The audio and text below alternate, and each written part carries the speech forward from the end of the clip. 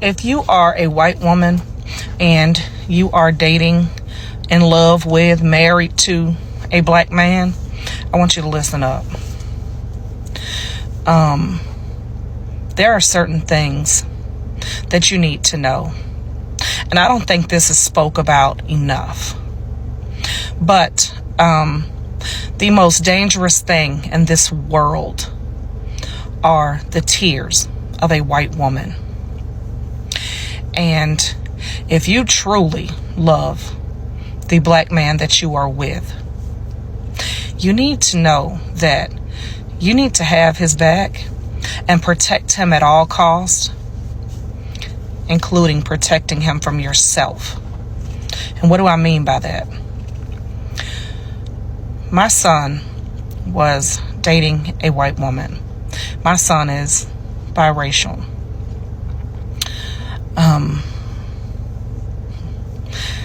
They got into an argument in public, and she started to scream and cry. And my son immediately left the scene. She was outraged. She couldn't believe my son left. My son left because my son knew that if he stayed there and this woman was crying and screaming at him, a black man, there was not going to be any questions asked. He was going to be thrown to the ground. He was going to go to jail. It was not going to be any questions asked because this white woman was crying and screaming about him. Now, I'm sure this female may have been hurt. Her feelings was hurt. She was a little emotional. However, when you are dating a black man and you're a white woman, you need to understand that sometimes your fucking feelings and your emotions have to take a fucking back seat to not cause harm to the person you are dating, that you love, that you are married to. And I'm not telling you that if you are truly in fucking danger, not to get help. But if you're just emotional, you're just pissed off, and you want to scream and hoop and holler, in public is not the time. Because that can turn out very deadly for the black man that you claim to love so much, whether you realize it or not. If you were just dating a white man and you were yelling, nobody would really pay any attention to that shit. But when people see a white woman and a black man and you're screaming, all hell will break loose. Because when white women cry, everybody responds. Even if the shit is stupid, even if it's frivolous, even if it's a lie. The most deadliest thing in this world are white women tears. I have said this time and time again. And I learned this very, very early in life. I grew up in the projects. I was raised by two wonderful black women that helped my mother raise me. So I know what I have witnessed, what I have experienced, and I know for a fact of what I speak. I learned very early in life that I could be a voice for my friends and my family because people would listen to me far more than they would listen to them. And if you listen to anything I have ever said to you on this app, if you are a white woman and you are dating a black man, you are in love with a black man, you are married to a black man, you need to know that you need to have his back and protect him at all costs, even if it is protecting him from you. Handle that shit at home if you are not in danger. Hello, tribe. Welcome back again to this particular show. I go by Sherlock in case this is your first time you're bumping across this one. Now, the white tears, yes, especially in public, carries definitely a historical weight, social power, and don't forget, dangerous implications, particularly when it involves a black man. And of course, we're going to critically be listening to some quarter sentiments from different people who've made their own, sentiments over the same. And then, of course, I'll also sum it up with my own, judgment and a critical insight about the same, and of course along the line, get us to know. Do drop us your comment in the comment section. Let us know exactly what you think of the impact, the weight that the white tears have, especially in public. You know, they don't have to do anything. The only thing they have to do is then make sure that that particular teardrop has been seen. And the rest, fill me there in the comment section. Let's keep on watching. So this lady asks, this black lady, are white women really that scared of black women? And I'm going to say yes. And this is my opinion as a white woman who is 53 years old and has lived in the South in Georgia in my entire life. But it's not being scared, but it's a fear. And it's not a physical fear. It is the mental fear. It is what we see in you and what we see you doing and how it challenges us and the fear of that. So we see black women and we see how strong you are. We see you coming together as a community. We see you supporting each other. We see you supporting your community, supporting your families, supporting your children, going out and fighting for your rights, being authentic in your race and in your femininity. Anyway. And we're jealous. I think we're jealous because we would love to be that, I think, and we don't know how to break out of the indoctrination that we have been suppressed by our entire lives. And I'm not giving white women a pass, don't get me wrong, but I know I, and most women have been told, white women have been told our entire lives, be quiet, know your place, be a good girl, don't rock the boat, don't be too much. And when you are any of those things, you are ostracized because you have rocked their boat. And that is what black women are. You rock our boat, our mental boat, because you challenge us to look at how we are deficient and not living in our truth, and it makes us uncomfortable. And people don't like to be uncomfortable, and it makes us start to question ourselves, and people don't like to question themselves. We would rather live in our little bubble of white supremacy and what we know and comfortableness. I know that's not a word. Than a lot of people would, white women would, rather than challenge themselves to grow and know more, because it's easy. Doing the work is hard. It's really hard. I've been doing the work the past several years, and it's hard. It is hard admitting some truths about yourself and some truths about yourself as a white woman. So yeah, I think that white women are scared of black women because you challenge us in that way, and a lot of us don't like it.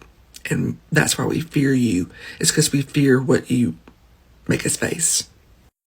Dear black women, so as a woman, we have blazed these trails together. Blazed what trails together?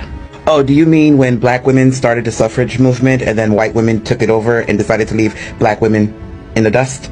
Is that the trail you're talking about? Or how about the Me Too movement that was created by black women and white women took it over and left black women in the dust to the point where they had a march and didn't even invite black women to speak at said march? Is that the trail we blazed together? Curious. Women, to include black women, got the right to vote after men.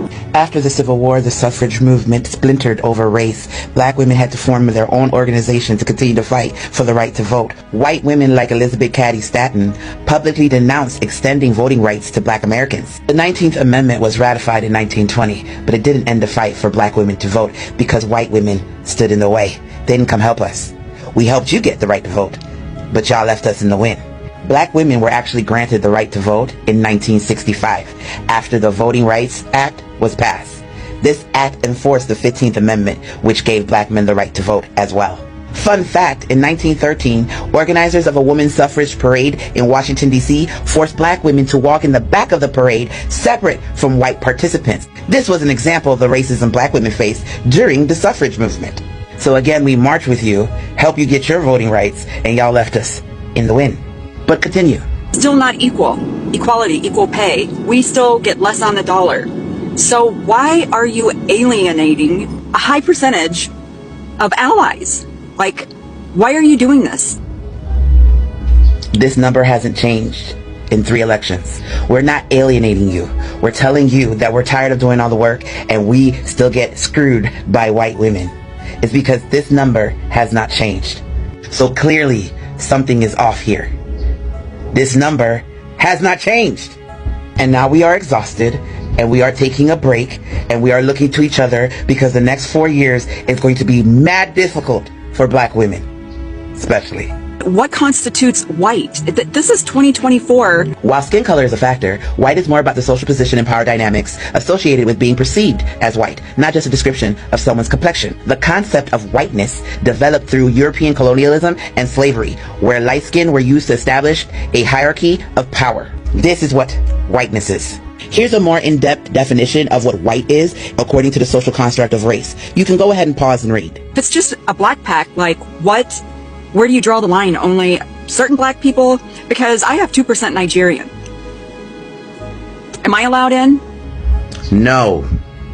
I don't know if you noticed, but the world is still being run by men. White men.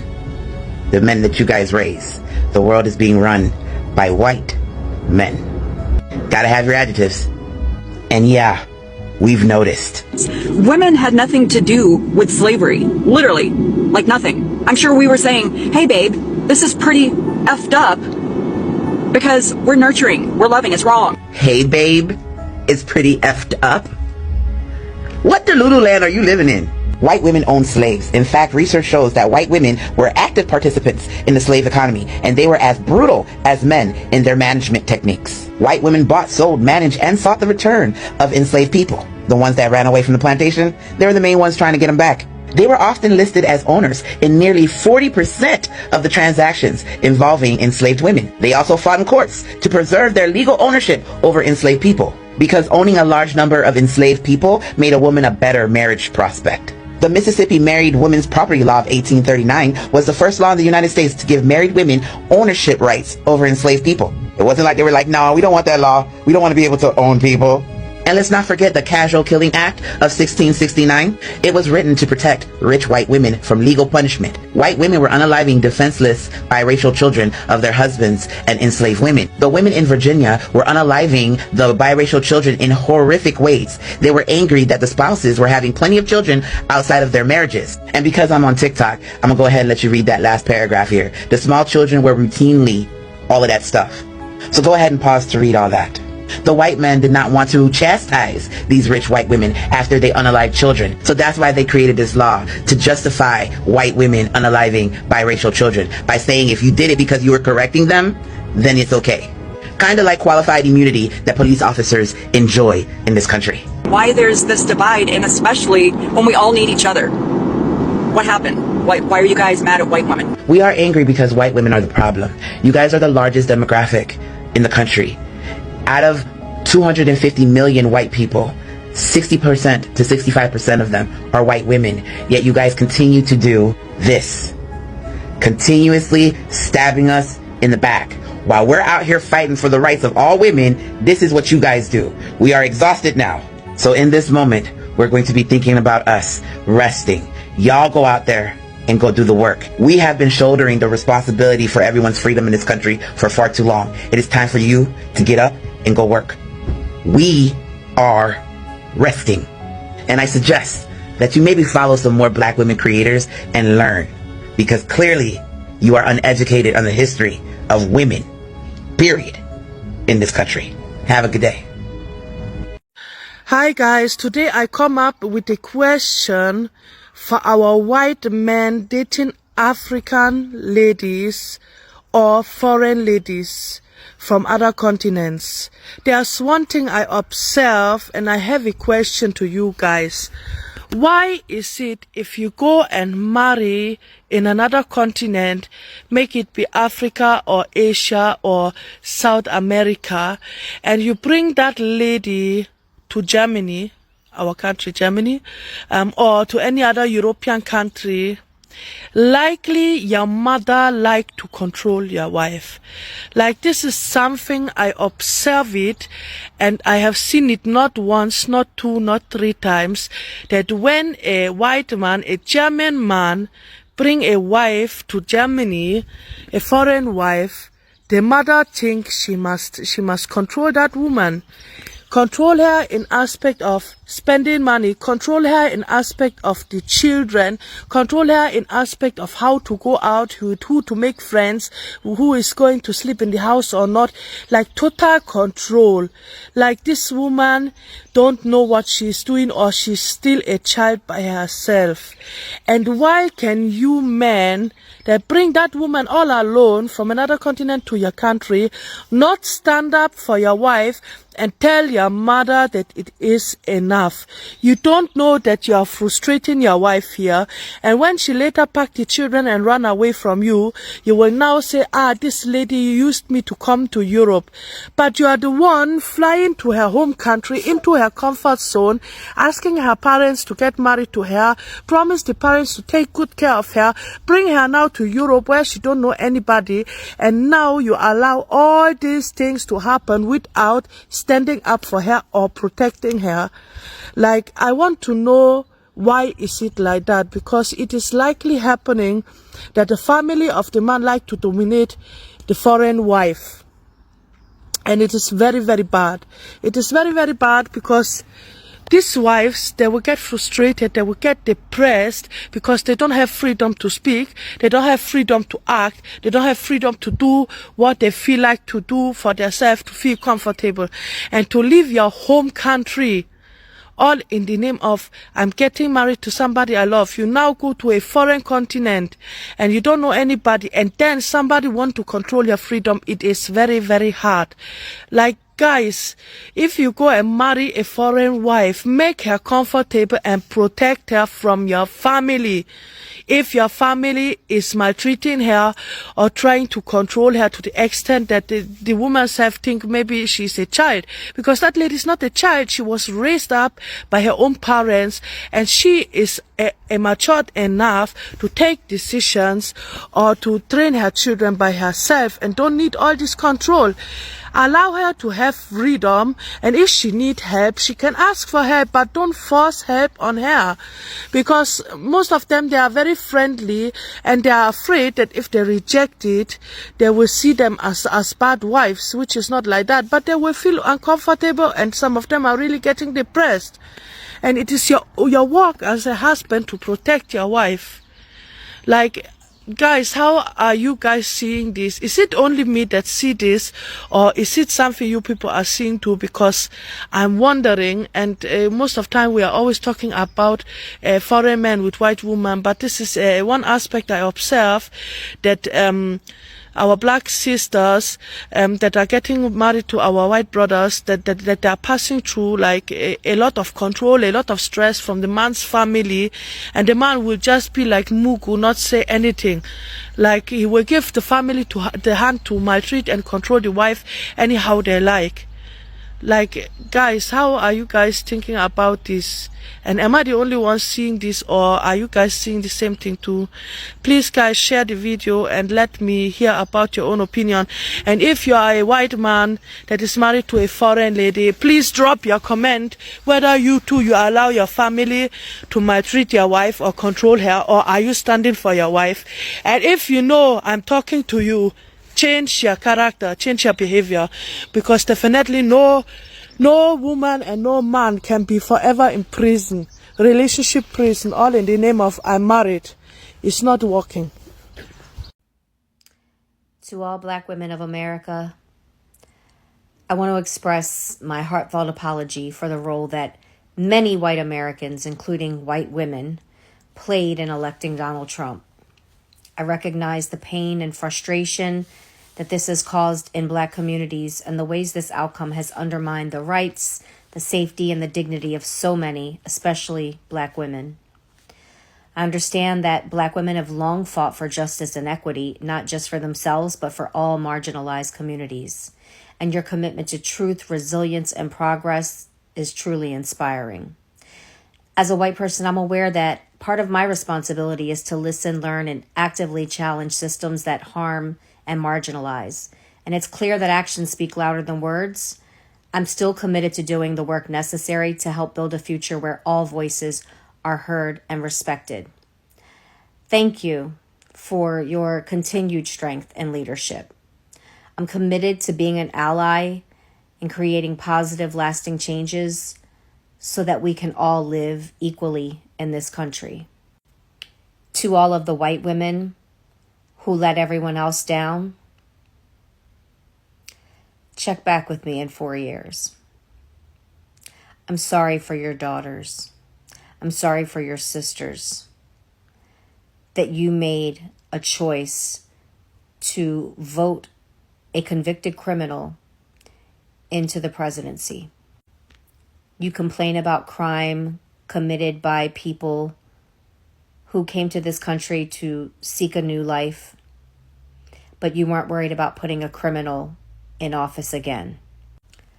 You must be aware that he's about to use his power to save himself and to save every insurrectionist who was sentenced as a result of the insurrection.